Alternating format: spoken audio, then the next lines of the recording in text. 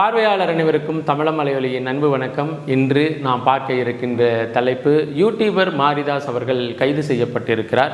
காவல்துறை தரப்பு தமிழக முதல்வராக இருக்கின்ற திரு விஜய் அவர்களை, நடிகர் விஜய் அவர்களை ஒரு பொம்மை முதல்வர் என்று சொல்லி விமர்சனம் செய்திருக்கிறார். அதனால் கைது செய்யப்பட்டிருக்கிறார் என்று ஒரு தரப்பும், அதே போல தமிழக வெற்றி கழகத்தினுடைய அமைச்சரவையில் இருக்கின்ற தொழில்துறை அமைச்சர் திரு கீர்த்தனா அவர்களை ஏஐ படம் மூலமாக விமர்சனம் செய்திருக்கிறார். அதனால் அவர் கைது செய்யப்பட்டிருக்கிறார் என்பதன் அடிப்படையில் ரெண்டு விதமான காரணங்கள் சொல்லப்படுகிறது. இந்த காரணத்தின் அடிப்படையில் மதுரையில் தங்கியிருந்த அவருடைய வீட்டிலிருந்து அவர் கைது செய்யப்பட்டு சென்னைக்கு விசாரணைக்காக அழைத்து செல்லப்பட்டிருக்கிறார்.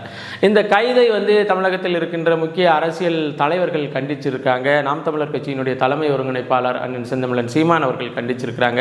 அஇஅதிமுகவினுடைய தலைவராக இருக்கின்ற திரு எடப்பாடி பழனிசாமி அவர்கள் கண்டிச்சிருக்கிறாங்க. பாரதிய ஜனதா கட்சியினுடைய தமிழக தலைவராக இருக்கின்ற நயினார் நாகேந்திரன் அவர்கள் கண்டிச்சிருக்கிறாங்க. இன்னும் பல்வேறு தரப்பில் நடுநிலையாக இந்த செய்திகளையும் ஊடகத்தையும் அணுகிறவங்க கண்டிச்சிருக்கிறாங்க.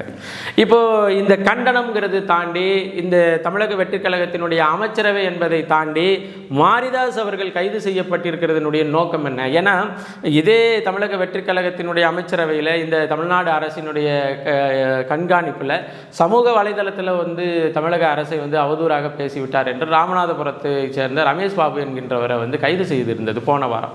சரி, ஏதோ ஒரு இடத்துல அவர் பேசியிருக்கிறாரு, அதனால் கைது செய்திருக்கிறாங்க. அதுவே தவறு. சமூக வலைதளங்கள்லாம் ஆபாசமாகவோ அல்லது அருவருக்கத்தக்க வகையிலோ பேசினவங்களை கைது செய்யணும்னா தமிழக வெற்றி கழகத்தில் இருக்கின்ற எல்லாரையும், இன்க்ளூடிங் அமைச்சர் பொறுப்பில் இருக்கிறவங்களை முதற்கொண்டு கைது செய்து போட வேண்டியதான். ஏன்னா அவங்களுக்கு தான் எதை எப்படி பேசுறதுன்னே தெரியல. இன்னும் சொல்ல போனால் பள்ளி கல்வித்துறை அமைச்சராக இருக்கிறவர் கூட கொஞ்சம் கூட வரலாற்று புரிதல் இல்லாமல் ஜனநாயகன் படத்தை சிஎம் என்கிற டைட்டில் வரும்னெல்லாம் புலகாகிதம் பேசியிருக்கிறார். அந்த அளவுக்கு இந்த சோசியல் மீடியாவில் இந்த ஆளுங்க பண்ணுற சேட்டையே தாங்க முடியல.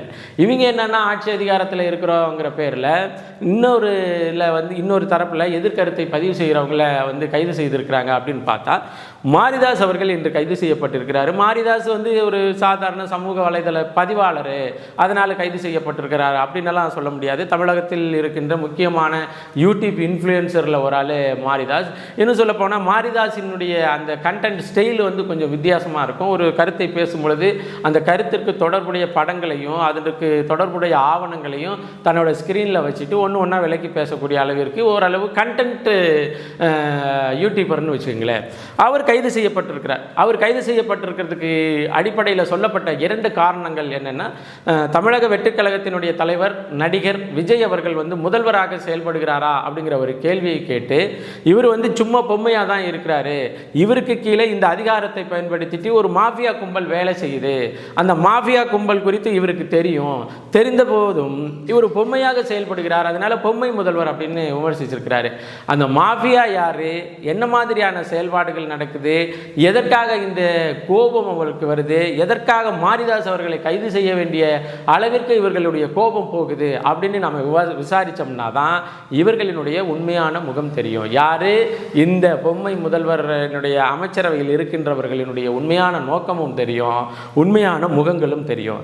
இன்னொன்று தொழில்துறை அமைச்சராக இருக்கின்ற கீர்த்தனா அவர்களை சிவகாசி ஃபார் கீர்த்தனா அப்படின்னு எல்லாம் ரீல்ஸ் போட்டே அமைச்சர் பதவியை அடைஞ்ச ஒருத்தவங்களில் ஏஐ படத்தின் மூலமாக சித்தரித்து இவர் விமர்சனம் செய்து விட்டார்னு. அவங்களே ஏஐ படம் தான் போடுறாங்க.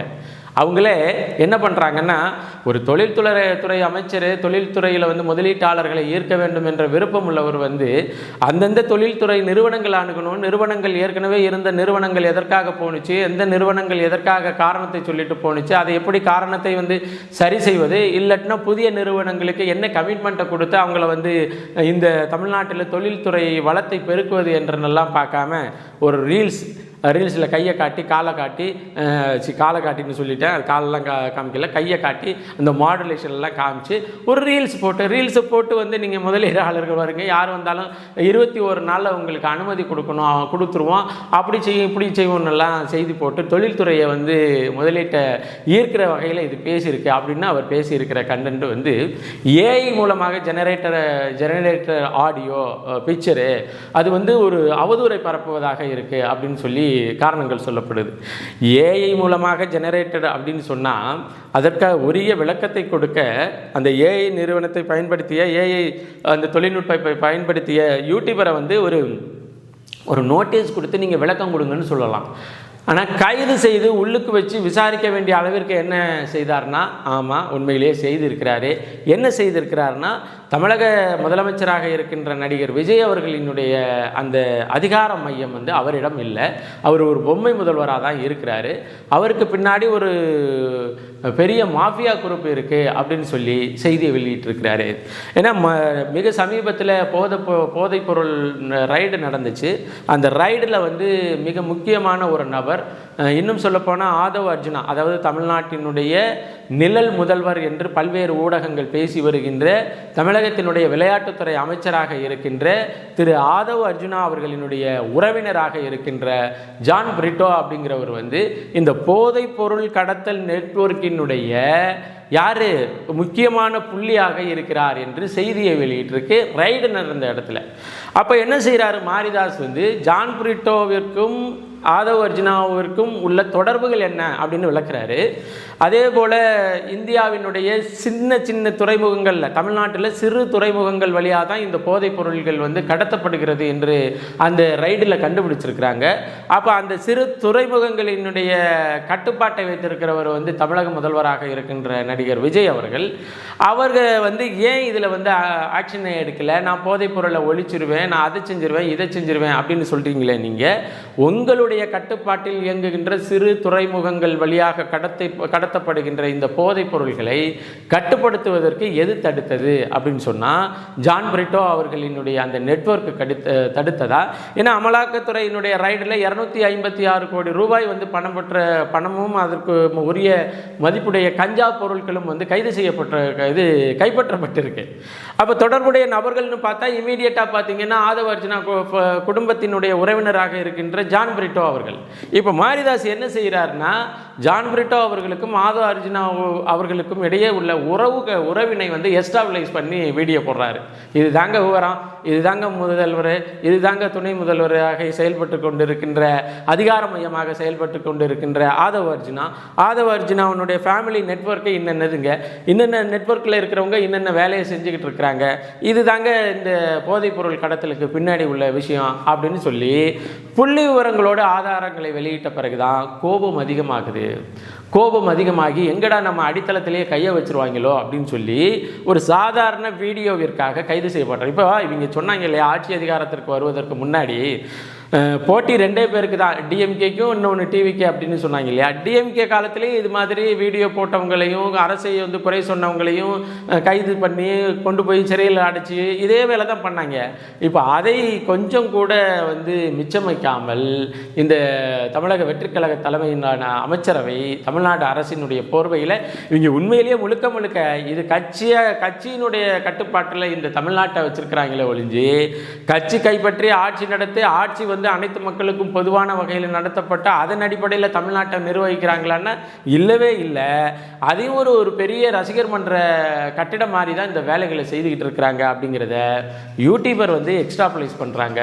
அது பொறுக்கலை, அதனால கைது. இப்போ வந்து அண்ணன் செந்தமிழன் சீமான் அவர்கள் தன்னுடைய கண்டன பதிவில் என்ன சொல்லியிருக்கிறாங்கன்னா, நீங்கள் தான் திருச்சியில் வந்து பேசும் பொழுது நீங்கள் தாராளமாக என்னை யார் வேணாலும் விமர்சிச்சுக்கங்க, நீங்கள் விமர்சிக்க தான் நான் வளர்ந்து வருகிறேன் அப்படின்னு சொல்கிறீங்க.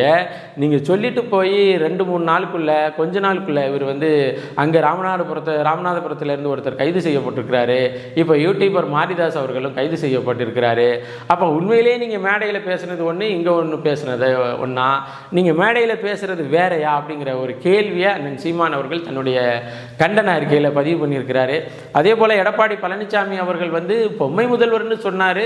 அது உண்மைதானே? உங்களுடைய கட்டுப்பாட்டில் இருக்கிற சிறு குறு துறைமுகங்களில் அதன் வழியாக கடத்தப்படுகின்ற போதைப் பொருளை உங்களுடைய கண்காணிப்பின் கீழே கொண்டு வந்து அதை வந்து கட்டுப்படுத்த முடியல அப்படின்னு சொன்னால் அது யார்? அப்போ ஜான் பிரிட்டோங்கிறது யார்? ஜான் பிரிட்டோவுக்கும் தனக்கும் ஒரு தொடர்பும் இல்லை என்று ஆதவ அர்ஜுனா வந்து செய்தியாளர்கள் சந்திப்பில் நிகழ்த்தி செய்தியாளர்கள் சந்திப்பில் சொல்ல வேண்டியதானே? மாரிதாஸ் அவர்கள் வந்து இது மாதிரி வீடியோ போட்டிருந்தா, அதே போல் இவங்கெல்லாம் செய்தியாளர்கள் சந்திப்பை நிகழ்த்த வேண்டாம், நான் பொம்மை முதல்வர் இல்லை, நான் தான் உண்மையான முதல்வர் அப்படின்னு நீங்களாலும் ஒரு செய்தியாளர் சந்திப்பை நிகழ்த்தி இது என்ன செய்தின்னு நீங்கள் செய்தியாளர்கள் சந்திப்பில் சொல்ல வேண்டியதானே அப்படின்னு எடப்பாடி பழனிசாமி அவர்கள் தங்களுடைய கண்டன அறிக்கைகளை பதிவு பண்ணியிருக்கிறாரு. அப்போ இவ்வளோ விஷயம் நடக்குது. இவங்களை பொறுத்தவரையிலையும் இப்போது கீர்த்தனா அவர்கள் செய்தது தவறு சரின்னு பேசுவதற்கு இவங்கள்ட்ட யாருமே ஆள் இல்லை, பேசவும் மாட்டாங்க. அதே போல் ஆதவ அர்ஜுனாவினுடைய எல்லையற்ற அதிகார வரம்புகள் குறித்து அவர் வந்து நிர்வகித்து கொண்டிருக்கின்ற அதிகாரத்தினுடைய நிலைகள் குறித்து இங்கே பேசுவதற்கும் விவாதிப்பதற்கும் எந்த ஊடகங்களும் தயாராக இல்லை. அதே போல் மற்ற கட்சியில் இவங்க பேட்டியே கொடுக்கறது இல்லையா? பேட்டி கொடுத்தா தானே இவங்க வந்து கேள்வி கேட்பாங்க, பதில் சொல்கிறதுல மடக்கலாம். இங்கே என்ன நடக்குதுன்னே தெரியலையே. அப்போ அதன் அடிப்படையில் ஒரு முதல்வர் இங்கேருந்து தமிழ்நாட்டிலிருந்து பிரதமரை சந்திக்க போகிறாரு. டெல்லியில் உள்ள தமிழ்நாடு இல்லத்திலிருந்து கிளம்புவதற்கு முன்னாடி இன்னும் இதெல்லாம் இல்லை, இப்போ நேற்று இல்லை, விடுதலை புலிகளினுடைய தலைவராக இருந்த அவர் கைது செய்யப்பட்டு அங்கே வந்து டெல்லியில் வைக்கப்படுறாங்க. அப்போ வந்து தமிழகத்தின் முதல்வராக இருந்த திரு எம்ஜிஆர் அவர்கள் வந்து இதை பேசி சரி செய்வதற்காக போய் ராஜீவ்காந்தி தலைமையிலான அந்த பிரதமர் அமைச்சரவையை சந்தித்து பேசிட்டு எல்லாரையும் சுமூகமாக முடிச்சுட்டு அங்கேருந்து கிளம்பும் பொழுது தமிழ்நாடு இல்லத்திலிருந்து செய்தியாளர் சந்திப்பை நிகழ்த்திட்டு தான் கிளம்புனார். எம்ஜிஆர் மட்டும் இல்லை, எல்லா தமிழக முதல்வர்களும் டெல்லி போன பிறகு அரசியல் ரீதியான சந்திப்பை நிகழ்த்திய பிறகு அந்த நிகழ்த்திய சந்திப்பு குறித்தான செய்திகளை தமிழ்நாடு இல்லத்தில் வந்து வெளிப்படுத்திட்டு வர்றது தான் வழக்கம். ஆனால் இங்கே அந்த நடிகர் விஜய் அவர்கள் அதையும் செய்யாமல் எப்படி கரூர்லேருந்து தப்பிச்சு ஓடினாரோ அதே போல் டெல்லியிலிருந்து தப்பிச்சு உடியாந்துட்டாரு அப்படின்னு பேசப்படுகிற செய்தியை பதிவு பண்ணியிருக்கிறாங்க. இதில் என்ன சுட்டுச்சு? இது எது உங்களை ரொம்ப சுட்டுச்சு?